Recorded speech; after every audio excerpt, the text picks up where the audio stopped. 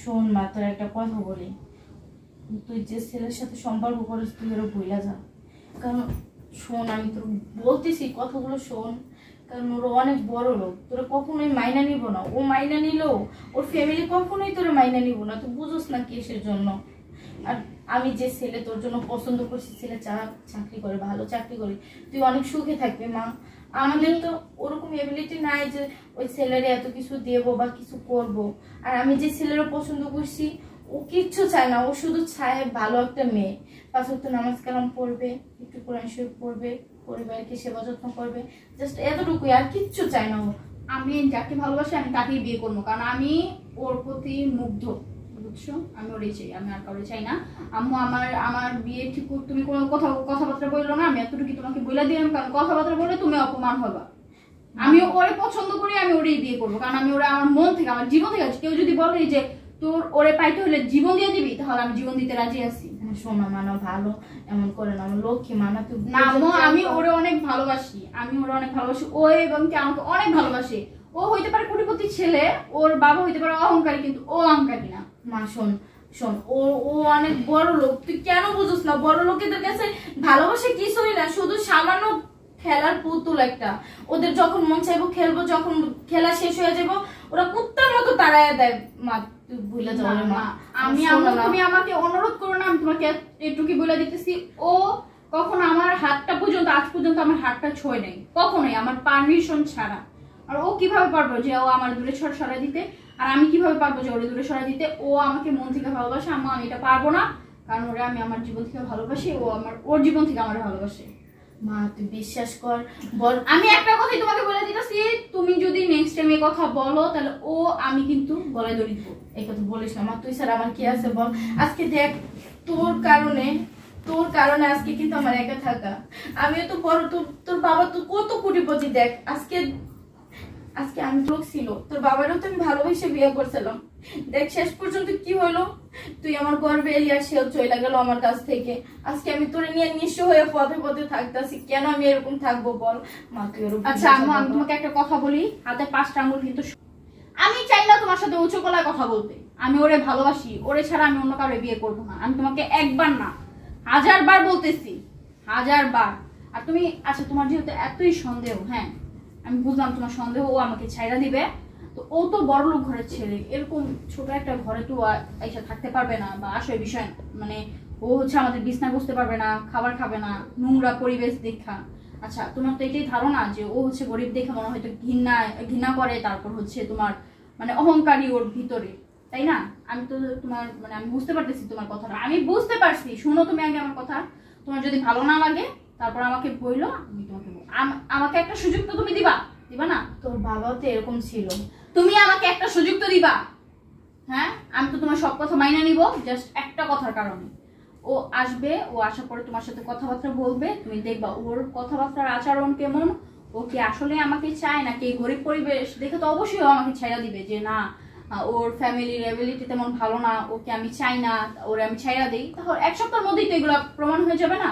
ও আসার পরে যদি তোমার মনে হয় তখন যে না ও ভালো না, ছেলে ভালো না, ছেলের আচার ব্যবহার ভালো না, ছেলে অহংকারী, তখন তুমি আমাকে বললো, আমি ওকে ছাইড়া দিই, যে আমাকে অনেক ভালোবাসি। মানে আমি যে তোকে 10 মাস 10 দিন করবে রাখছি, লালন, আমি তো তোমাকে একটা সুযোগ দিছি, তুমি আমাকে একটা সুযোগ দিবা না? তুই আমাকে সুযোগ দিবি? হ্যাঁ আমি তোর মা না তুই আমার মা।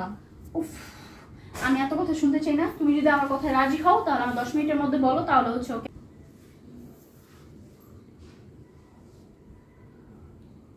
হ্যালো। হ্যাঁ বলো। ওই তুমি? আমি আছি আমার বাসার নিচে। তোমার বাসার নিচে? আচ্ছা শোনো, আম্মু না তোমার সাথে একটু দেখা করতে চাইছে, তুমি কি আমাদের বাসায় আসতে পারবা? এখন আসবো? তুমি 10 মিনিটের মধ্যে বা 10 মিনিটের পরে যদি তুমি ফ্রি থাকো তাহলে আইসা পড়ো। আচ্ছা ঠিক আছে, আমি তোমার সাথে কথা বলবো। ঠিক আছে, আমি এখন আসতেছি। হ্যাঁ আচ্ছা ঠিক আছে। বাসায় আছো না তুমি? হ্যাঁ হ্যাঁ আমি বাসায় আসছি, তুমি আমি বাসার নিচে এসে কল দাও, পরে আমি ওকে রিসিভ করে নিয়ে আসবো। ওকে আচ্ছা ঠিক আছে, ওকে। আমি চিনি তোমার বাসা, আসতে হবে না নিচে, আমি আসতেছি। হ্যাঁ আচ্ছা ঠিক আছে ঠিক আছে, ওকে। এখনো সময় আছে, তুই ভাব। আমি ওকে ফোন করে বলতেছি তোমার আশা লাগবে না, আমি বের হয়ে যেতেছি বাসা থেকে। বলবো কিনা? আচ্ছা তোমার বল লাগবে না, আমি একটা সুযোগ চাইছি, সেটা কি তুমি তোমার মেয়েকে দিবা না?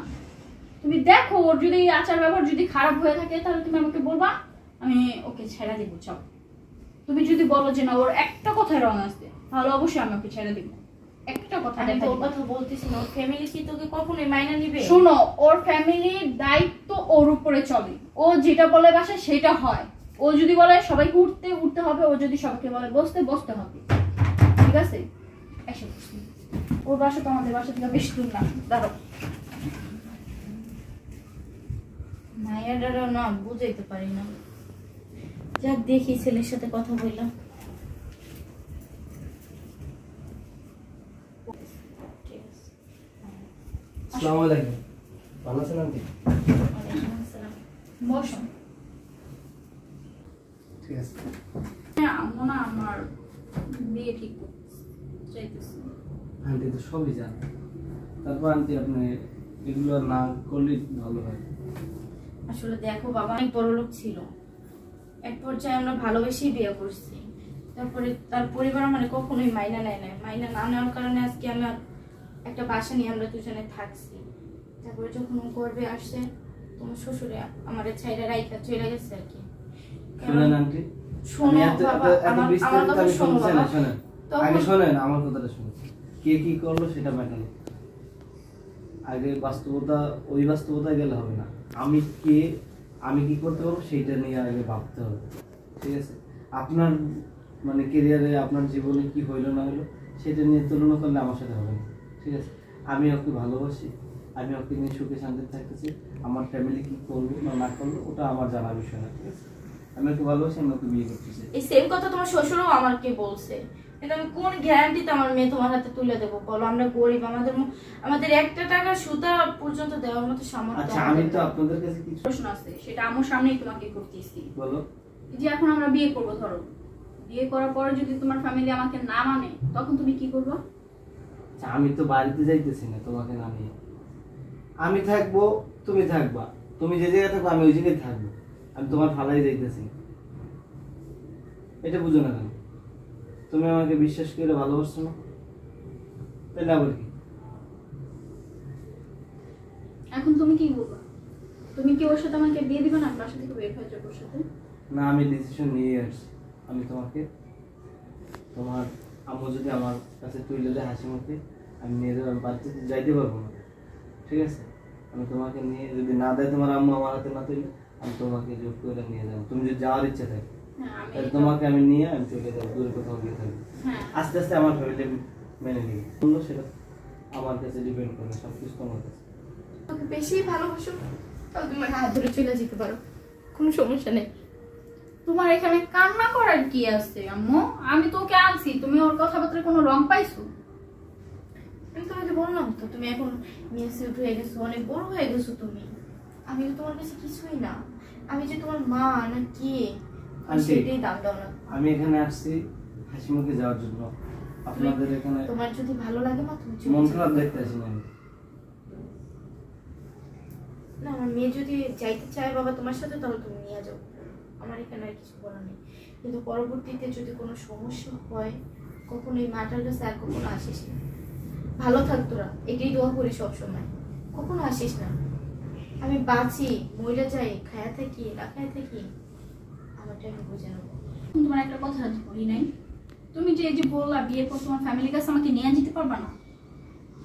যদি ধরো আমার আম্মুর যে অবস্থাটা হয়েছে, যে আমি পেটে আসার পরে আমার বাবা আমার আম্মুকে ছেড়ে চলে গেছে, তুমি যদি এই কাজটা করো তখন? তোমার কি মনে হয়? আবার আমি তোমাকে ভালোবাসি, তোমার কাছে আমি থাকতে পারবো না, কিন্তু আমার বিশ্বাস হইতেছে না। এখন তুমি কি বলতেছো? ফাইনাল ডিসিশন দাও। আচ্ছা, ফাইনাল ডিসিশন বলতে বলো আমার সাথে, আমি যে জায়গায় থাকবো সেই জায়গায় থাকবো। হ্যাঁ, যদি তুমি বলো যে আমার আম্মু যাবে তাহলে দূরে কোথাও চলে যাবো আমরা দুইজন। যাবে, সমস্যা তিনজন। নেই, তোমার দাম্য। তাহলে এখনই চলো আমরা চলে যাই। চলো চলো আন্টি। শোনো বাবা, আমি একটা কথা বলি। তুমি আবার কি বলবা? আমার সব সিদ্ধান্ত তো হয়ে গেছে, আমি তোমার কথাও রাখছি, ওর কথাও রাখছি। তুমি আমার সাথে থাকলে তো অবশ্য কিছু হবে না। আমার কথাটা শুনো, আমি আজকে আছি কালকে নাই, ঠিক আছে? আমি মুরব্বী মানুষ, কখন কি হঠাৎ করে আমি তো বলতে পারি না। তোমরা ভালো থাকো এটাই আমি চাই। আর আমার মেয়েটাকে তোমার হাতে তুলে দিলাম। আমি এখানেই থাকি, তোমরা যেখানেই থাকো ভালো থাকো। চাও তুমি ওরে নিয়ে চলে যাও। আন্টি আপনি ওকে সাথে থাকতে পারবেন? পারি নাই, এখন পারতে হবে, যেহেতু মেয়ে বড় হয়ে গেছে, মেয়ের সবকিছু নিজেরটা নিজেই বুঝে, তাহলে আমার আর কিছু বলার নেই। বাবা তুমি যাও, যাও না। আচ্ছা ঠিক আছে আন্টি, চলো আসো, কান্না করতেছ তোমার মা। চলো, জায়গা সময় নেই, চলো। আমার আম্মুকে রেখে আমি কিভাবে যাবো বলো? তার সাথে আমাদের যোগাযোগ হবে, তাই না? ঠিক আছে aunty, আম্মু ভালো থাকবে না? তুমি চলো না আমাদের সাথে। যাগো মা, ভালো থাকিস, যেখানে থাকিস ভালো থাকিস। তোমার কোনো কিছু করলে আমাকে ফোন দিও, তোমার কিছু লাগলেও আমাকে ফোন দিও। আর মরে গেলে খবর অবশ্যই পাবি, তখন আসিস। যা, aunty, এমনি কি কেন বলতেছো? যাবো। চলো সময় নেই। মেয়েটাকে দেখে রেখো বাবা। ঠিক আছে।